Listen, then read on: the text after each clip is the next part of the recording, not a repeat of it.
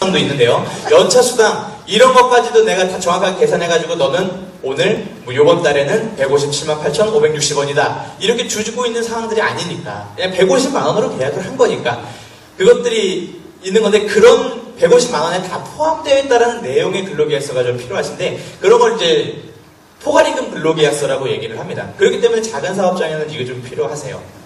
이건 뭐냐면은 처음에 종업원들 사장님이 1년 계약을 하실 때, 1년 계약을 하실 때 연장 근로 될 거, 그리고 야간 근로 될 거, 그런 것들 어느 정도 계산이 되시잖아요. 그런 부분들을 이미 계산을 해서 기본급 정해놓고 연장 근로 수당 얼마, 야간 근로 수당 얼마 이런 식으로 다 정확하게 좀 나눠가지고 이렇게 우리가 1년 동안 계약을 할 겁니다. 요것들을 다 나눴더니 근데 다 더해보니까 한 달에 150만 원 나옵니다. 이런 식의 근로계약서가 좀 필요합니다. 이게 포괄임금 근로계약서예요. 그렇기 때문에 사장님들은 예전에는 이런 거에 관심을 많이 가져주지 않았어요. 왜냐면 종업원들이 진정하는 건 별로 없었으니까 진정하지 않으면은 뭐 넘어가잖아요. 그렇기 때문에 별 문제가 되지 않는데 요즘에는 좀 문제가 조금 많이 일어나고 있어요.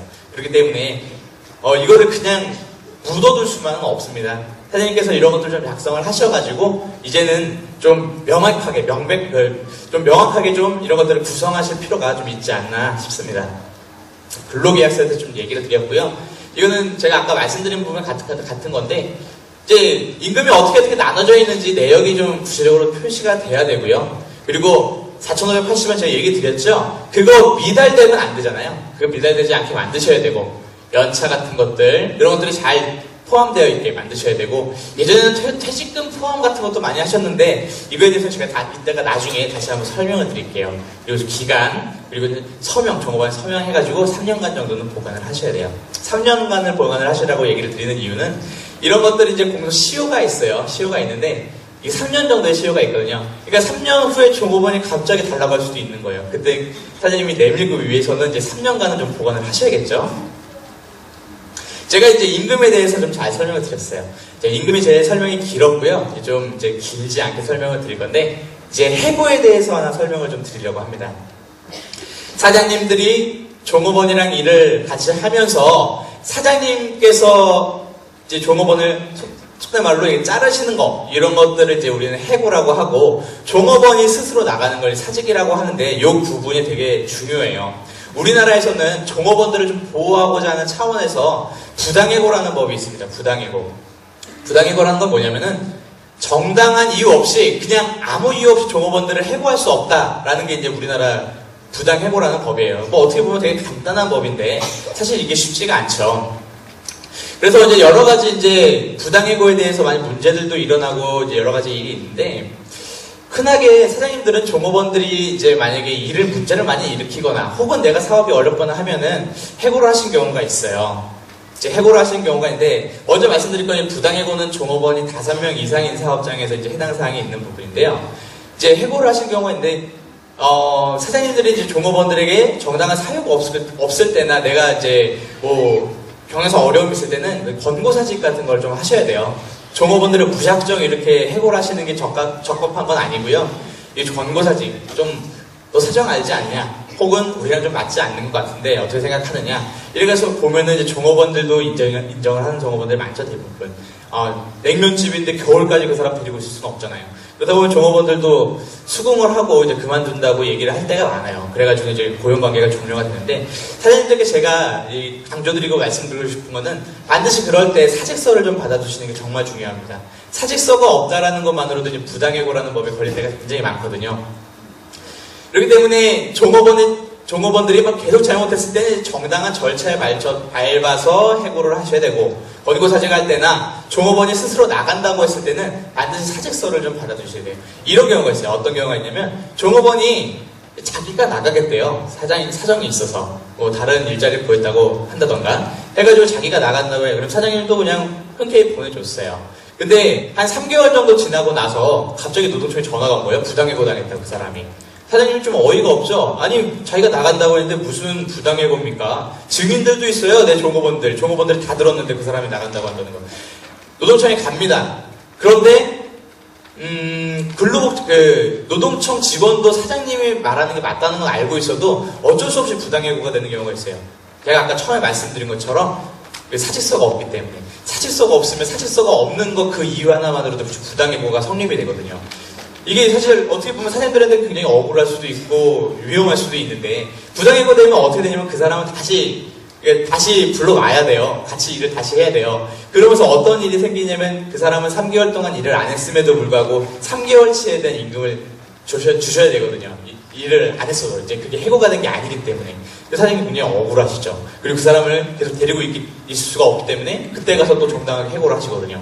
그러면 3개월치의 임금만 버리시는 거예요. 이제 이런 부분들이 그런 부분을 이용하는 나쁜 종업원들도 있어요.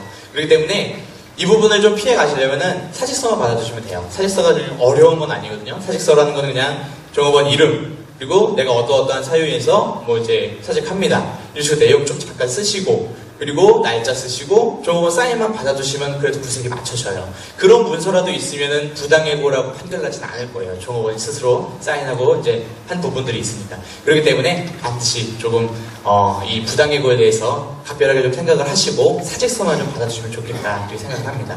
제가 아까 근데 종업원이 나가지 못하는 경우도 있죠. 예, 근데 제가 아까 사장님이 권고사직을 해야 되는 경우도 있다고 얘기를 드렸고, 혹은 정당하게 이제 해고를 하시는 경우도 있어요. 종업원들이 계약 위반을 했을 경우에는 뭐 이렇게 정당하게 해고를 하는데, 사장님이 종업원을 해고를 할 때에는 이게 반드시 또한 한 달 전에 미리 예고를 해야 되는 법이 있어요. 해고 예고를 해야 되는 법이 있는데 이것도 반드시 하셔야 돼요.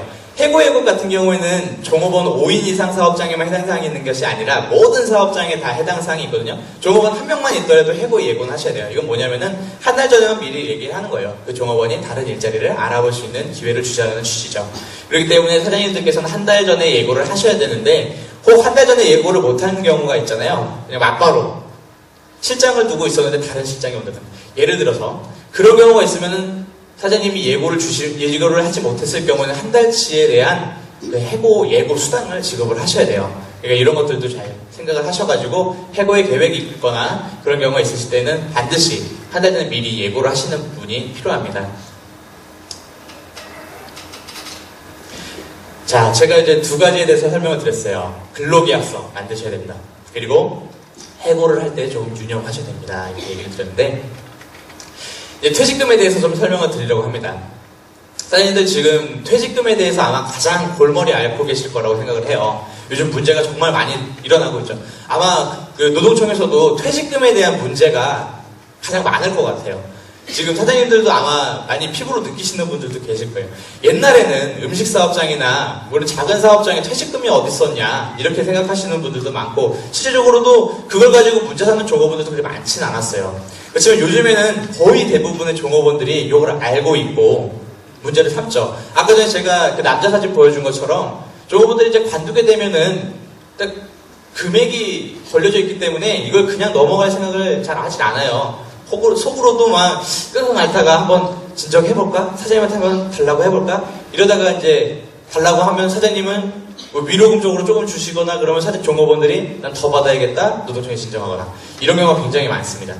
퇴직금 같은 경우는 예전에는 그래 넘어갔지만 요즘에는 좀 넘어가기가 쉽지가 않아요. 제가 사장님한테 지금 뭐 좋은 소식은 아닐지 모르겠지만 퇴직금은 반드시 좀 챙겨 주셔야 돼요. 이제는 이거를 피해가기가 쉽지가 않습니다. 옛날에는 월급 안에 포함되어 있다 뭐 이런 식으로 많이 계약하시는 분들도 계시고, 우리가 좀 월급 많이 줄게, 우리 퇴직금 없는 걸로 계약하자 해가지고 퇴직금 없으면 해서 근로계약서 쓰시는 분들도 계시고 한데, 이런 부분들이 다 노동법적으로는 효과가 있지가 않습니다. 효과가 없어요. 그렇기 때문에 퇴직금을 이제 주실 생각을 해야 돼요.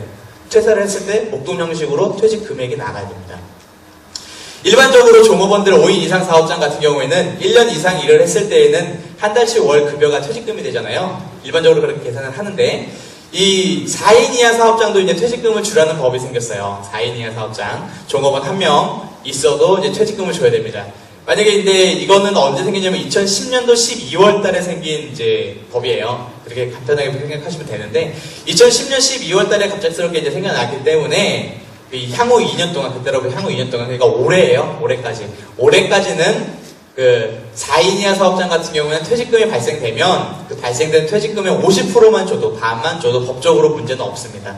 그렇기 때문에 종업원이 1명이나 4명 정도 있으신 사업주들은 이런 것들도 잘 기억을 하셔가지고 퇴직금을 지급을 하시면 되고요. 혹시라도 4인 이하 사업장 중에 종업원을 한 10년 이상 데리고 계시는 분들도 계시잖아요.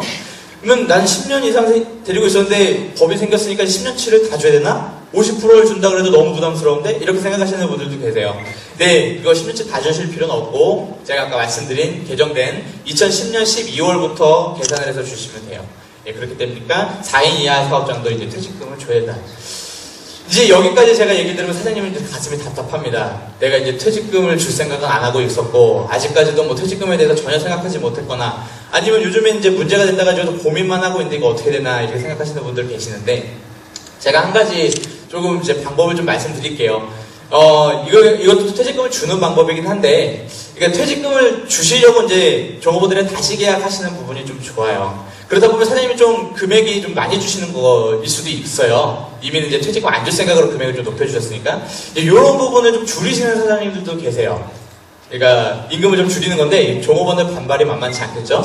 네, 아무튼 임금을 좀 줄이게 돼서 퇴직금을 반드시 주겠다.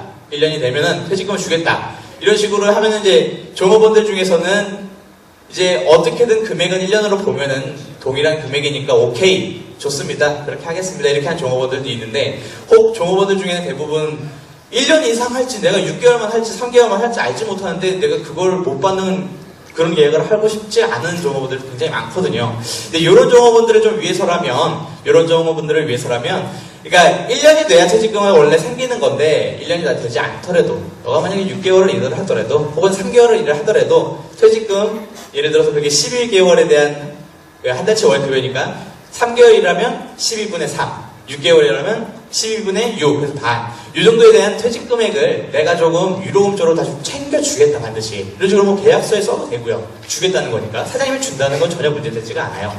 그렇기 때문에 그런 식으로 종업원들한테 좀 설득을 하면 종업원들은 금액적으로 손해보는 부분이 없기 때문에 계약을 할 수가 있어요. 만약에 그렇게 정말 하시는 부분이 좀 좋아요. 그러니까 좀 어렵겠지만. 왜냐면 이런 식으로 해야 1년 후에 종업원들에게 퇴직금 형식의 목돈을 줄 수가 있어요. 그렇게 돼야 문제가 없습니다. 그래가지고 사장님들 이제 목돈 형식의 퇴직금을 줘야 된다는 걸 좀 머릿속에 좀 생각을 하시고 좀 계약을 좀 바꾸시더라도 이렇게 좀 퇴직금을 줄 수 있는 쪽으로 하시는 부분이 굉장히 필요합니다. 퇴직금 아까 제가 처음에 말씀드린 것처럼 14일 이내 지급을 해야 돼요. 예, 제가 이제 말씀드린 것처럼 퇴직금 포기 이런 합의는 이제 효력이 없어요. 그리고 혹 이제 퇴직금을 사장님은 보시기에는 목돈이 나가니까 너무 큰 돈이 나가니까 200~300만 원 나갈 때도 있으니까 오래 일하신 분들은 이렇게 되다 보면 사장님이 굉장히 부담스러우신데, 이런 것들을 조금 사장님 부담을 줄이시려면 퇴직연금 같은 거 가입하시는 것도 굉장히 도움이 많이 되실 거예요. 퇴직연금 같은 거 뭐냐면은 종업원들에 대해서 이제 매월 납부를 하는 거예요. 퇴직금에 대한 금액을 12분의 한 달 해가지고 납부를 하다가 보면 사장님 목돈 형식 나갈 게 없죠. 퇴직연금에서 이제 나중에 종업원 퇴사했습니다. 그럼 연금에서 줄 테니까. 제가 아까 전에 1년 되지 않은 종업원들에도 조금 그 종업원들을 안심시키기 위해서 위로금주로 준다고 하십시오. 이렇게 하라고 했는데, 그것도 퇴직연금에서 가능해요. 퇴직연금에서 계약을 하면은, 그러니까 6개월만 일하고 종업원을 관뒀다 이렇게 신고를 해도 그 모여있는 월 금액, 그 퇴직여 금액들이 종업원한테 갈 수 있게끔 계약할 수가 있으니까, 그렇게라도 하시면 종업원들도 안심하고, 그리고 사장님도 목돈이 나가지 않고 퇴직연금을 좀 이용하셔요. 퇴직연금 가입하는 게 어렵진 않습니다. 예, 그래서 퇴직연금으로도 4인 이하 사업장들도 퇴직연금 가입하실 수 있어요. 종업원 한 명 있었고. 예, 그러시니까 그런 부분들 활용하시면